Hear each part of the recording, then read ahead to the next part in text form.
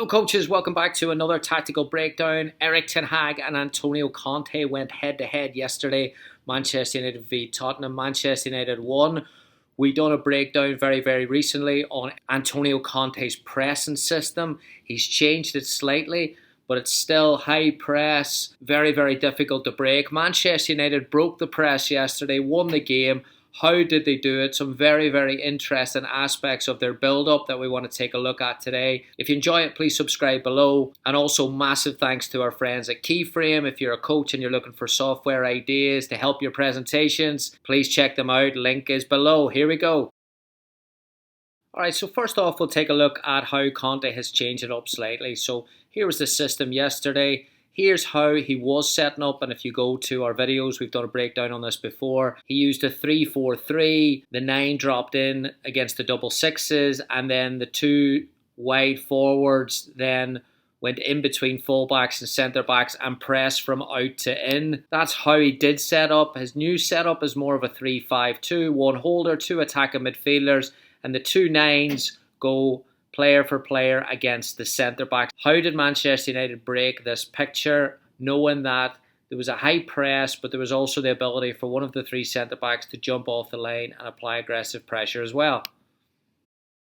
So 3 things United did to combat this type of pressure when they were building from the back. Initially, you can see for this picture here, it's very difficult to play centrally, but United used the free fullback on the weak side with diagonal balls from the centre-backs that would not get them out necessarily, but force the Tottenham attacking midfielders to come over, force Tottenham to shift, and then open up the weak side. So by doing this continually for the first 5 or 10 minutes, the attacking midfielders on Tottenham had to go out, and it stretched the midfield considerably in that opening exchange. Once they did that, then Tottenham were more willing to jump out in those wide spaces, and it opened up central spaces, or it allowed Manchester United to get access to more central spaces as the game went on, as Tottenham were used to jumping out with attacking midfielders.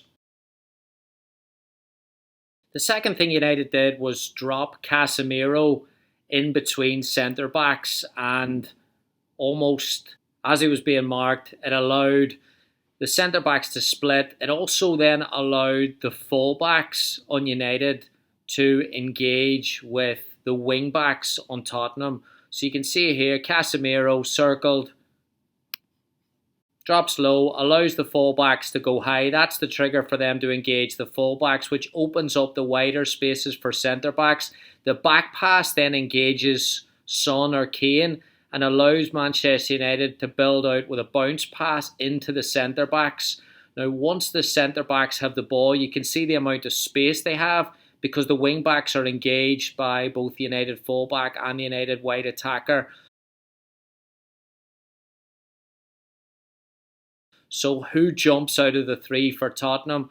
Well, it has to be the central midfielder, and that midfield rotation that we looked at before with the attacking midfielders. So as this happens, one of the attacking midfielders jumps out for Tottenham, and Manchester United then overload the central space with attackers. So it's now, in this situation, it's a 3v2, but sometimes they even had a 4v3 in there.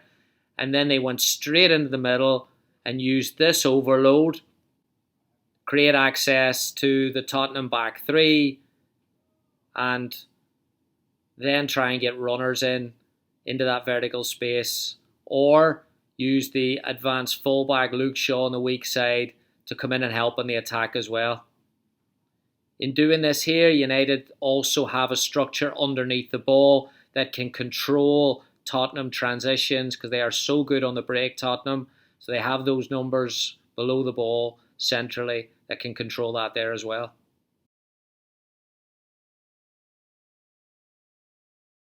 Hello coaches, we take a quick break here. Massive thanks to our friends at Keyframe for their support on these videos.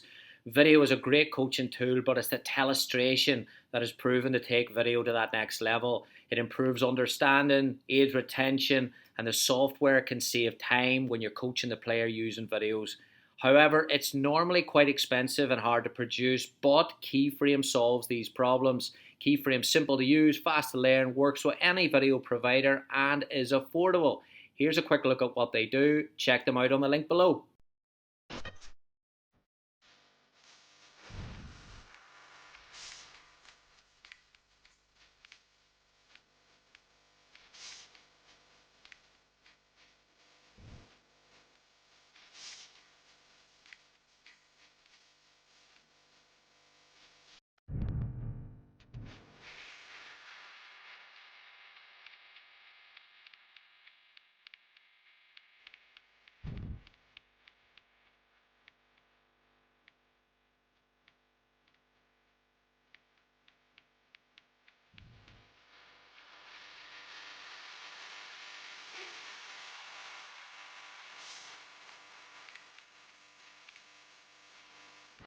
Another thing United did was to drop Casemiro, not necessarily between the centre backs when they split, but almost drop low in a wide overload.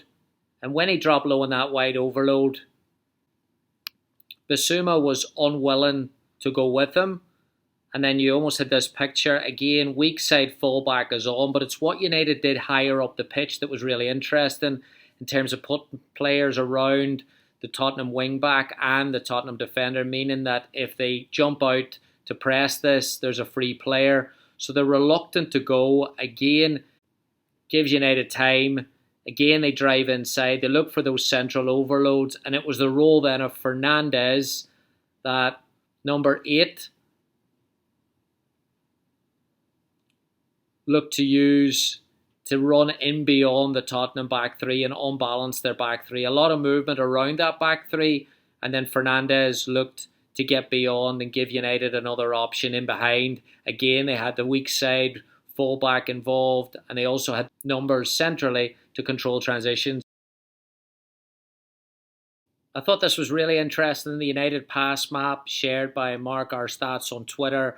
You can see how high the two fullbacks are. It looks like they were almost inverted, but I think that's because they were receiving the ball from switches, so they were just tucked inside a little bit. So the position of the fullback and how high they are stands out to me, but what also stands out is that Fred and Fernandes are almost in the exact same spot, which you would think from a coaching standpoint is a negative that two players are occupying the same space. But I think it's important here to show that it was successful, because when they were in the same spot close together, it gave one of them the freedom to advance and get beyond the Tottenham back three. When Fernandes was interviewed after the game, Roberto Martinez asked him a brilliant question that as a number 10 with the 7s and 11s coming in, sometimes do you feel that they're coming in and taking your space? Which I think is a brilliant question. And he answered it and almost said, yeah, I then have to find new space, which is in behind or somewhere else. And I thought that was a brilliant example of problem solving. But to me, if you go back and look at how Manchester United broke the press, it's almost a great example for coaches to show that the knock-on effect of playing against a press and playing through a press and the spaces that it potentially opens up higher up the pitch can be very, very beneficial. So thought that was really, really interesting how Erik ten Hag structured Manchester United, how Conte is structuring his system as well. Two unbelievable coaches, two brilliant systems going against each other, and I think we can take a lot from that as coaches. If you enjoyed it, please give it a subscribe, give it a like below. If there's a team that you want to look at in the future, please put it in the comments below and we'll definitely take a look. There's a special offer on the Modern Coach website at the minute. Please go to modernsoccercoach.com/shop, check it out, and also give Keyframe a look as well. Thanks so much. I'll see you next week.